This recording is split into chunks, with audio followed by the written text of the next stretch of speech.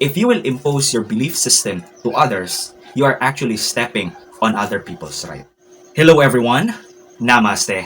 My name is Reverend Father Joseph Lagumbay from the Catholic Universalist Church and welcome to the Corporate Mystic. Now today, magre-react tayo sa statements ni Senator Manny Pacquiao about the LGBT community. But before that, intro.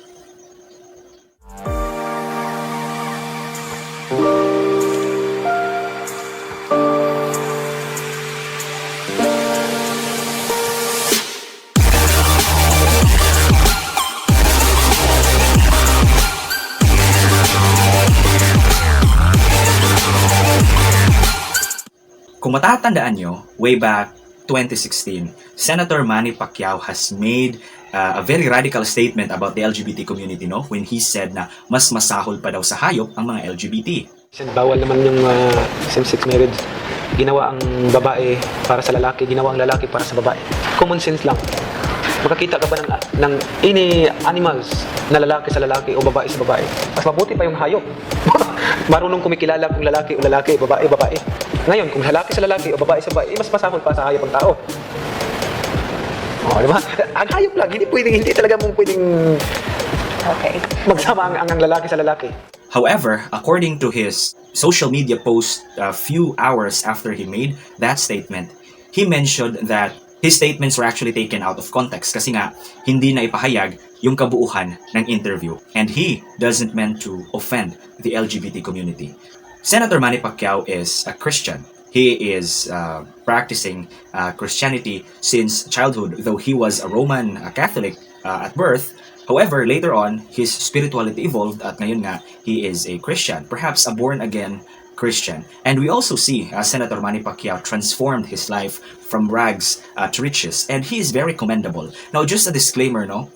This video does not intend to offend or to degrade Senator Manny Pacquiao. He is considered to be one of our country's, most precious gem. He's even branded as the Pambansang Kamao or the National Fist because every time na may laban siya before, almost zero ang crime rate sa buong Pilipinas. And that's why, he still deserves our respect. Right now, we will just react on the statements that he made about the LGBT community because there is a character development that happened 5 years or 6 years after he made that statement about the LGBT community. Listen to this. Pacquiao, pagdating po sa same-sex marriage, pag-usapan naman natin, bakit hindi po nagbago ang stand nyo rito kahit maraming miyembro ng LGBTQ ang posibleng umayaw sa inyo nang dahil po dito? Siguro naman po, maintindihan nila yung posisyon ko, pero love ko po silang lahat. Hindi ko po sila kinukundina. Yung faith ko sa Panginoon ay nandyan.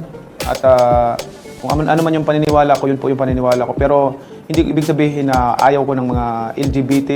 In fact, gusto ko silang kasama dahil masisipag po yung mga yan at karamihan ay matatalino. Actually, may mga pinsan akong pamangkin akong LGBT. Love ko yan dahil sila masipag at saka karamihan ay matatalino. So this is a very good comeback from Senator Manny Pacquiao because he shifted his statement from masahol pa sa hayop into who am I to condemn them. However, eto yung problema. Kasi nga, sabi niya, di ba, mahal ko sila. Kasi they are what? Kasi matatalino sila, maparaan. So, this comes across to me that he only loves the LGBT community kasi napapakinabangan mo sila because they are matalino, they are intelligent, and they are wise, no? Maparaan. Now, I know what he was trying to say. I mean, he doesn't mean it that way. However, this statement can be easily misinterpreted by other people. Now, he just need to be very careful with his statements because his words will be easily taken out of context. So you're saying po ay ang inyo pong stand ay may kinalaman sa inyo pong pagiging Christian? Opo. Maliwanag naman na ang sinabi ng ating Panginoon, yan ay karapatan ng bawat isa sa paniniwala kung ano yung faith mo.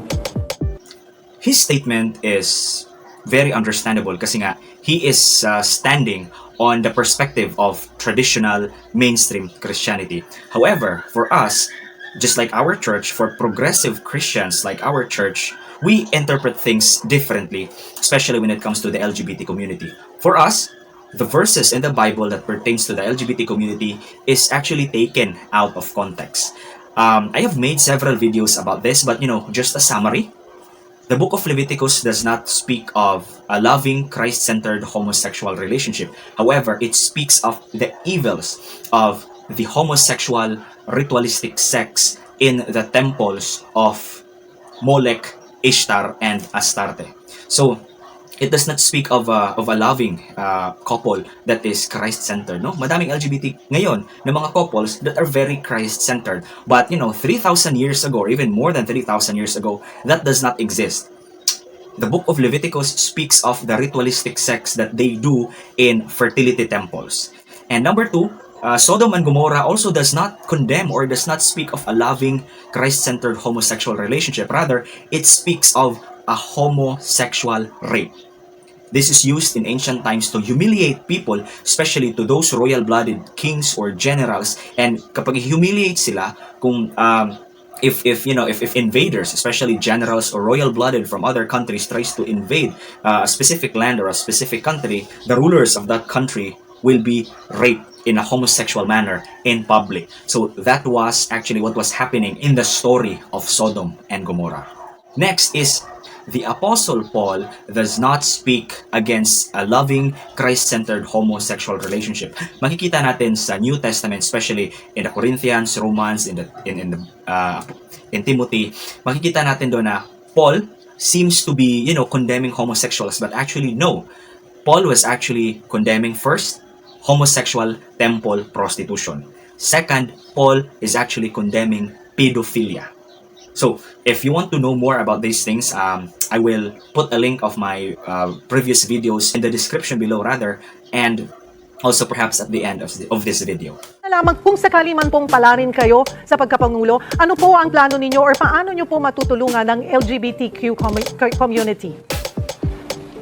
Sila po ang kailangan natin tulungan at bigyan ng pansin kung ano yung maitulong kasi masyado siyang discriminated sa lipunan at kailangan natin yung tulungan na hindi magiging ganun ang mindset ng ibang tao.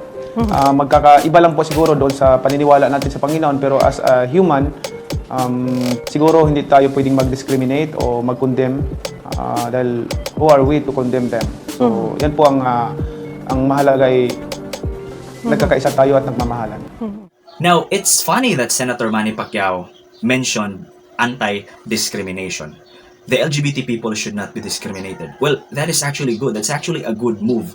However, denying them for same-sex marriage is also a form of discrimination.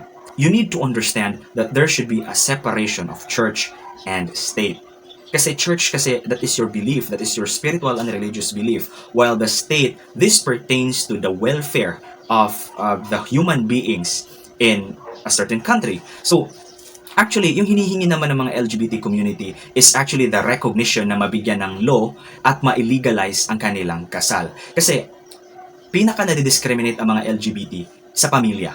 For example, LGBT couple na matagal lang nagsama and marami silang naipundar na mga gamit, mga ari-arian. Now, when one of them dies, what will happen? Instead na yung kapareha niya yung magmana ng lahat ng mga bagay na na-accumulate nila during their partnership, what happens is that the family of the deceased will get all the belongings, will get all the properties. And then, di ba, silang dalawa yung nagsika pero iba yung makikinabang. Now, that is one of the major reasons why isinusulong ang same-sex marriage dito sa Pilipinas. Kasi sa mga bansang may same-sex marriage, hindi ito nagiging problema. Next is the insurance. Kapag kukuha ka ng insurance or all other government benefits, hindi mo pwedeng gawing beneficiary yung partner mo kung hindi mo siya asawa. Hindi kayo legal na mag-asawa. And also, the couple will not be allowed to adopt children. Kasi nga, dito sa atin, meron pa rin discrimination. No, that's discrimination against marriage and that's discrimination against good parenting. Dahil ba puro sila lalaki or puro sila babae, hindi sila pwedeng mag-adapt, hindi sila pwedeng mamuhay na isang masayang pamilya, di ba? That's why I have been advocating LGBT Holy Union since 2017 because every time that we officiate a Holy Union, every time we officiate a wedding in our church, it is actually a silent protest against the government that, hey, you need to legislate, you need to make laws for the LGBT community because they exist and they need it. And this is their right as a Filipino citizen. All right, so in the end, no, I don't have anything against Senator Manny Pacquiao. He's actually just, speaking as a regular traditional mainstream Christian. However, yung problema kasi, if you will not be able to separate your religion from your social responsibility, especially ngayon, tatakbo siya as a president. No, he really needs to discern on that, and he really needs to widen his worldview. I think he needs to put more research on it, and he needs to really assess kung tama ba itong ginagawa ko. Will it be better for the country? Kasi once clouded yung decision making mo because of your religious beliefs, then you are not being rational anymore. Being rational, you need to look at the welfare of the entire citizen, and you just don't have to look at your own belief system. Your belief system is yours, right? However, if you will impose your belief system to others, you are actually stepping on other people's right. So I hope that makes sense. And yep, I hope you've learned something new today, guys. If this is your first time watching, please click the like button below. Also hit subscribe, and also ring the notification bell so that next time if I upload videos like this, you will be one of the first few people who will be able to watch my videos. Alright, so that's it for today, folks. Thank you so much for watching. Namaste.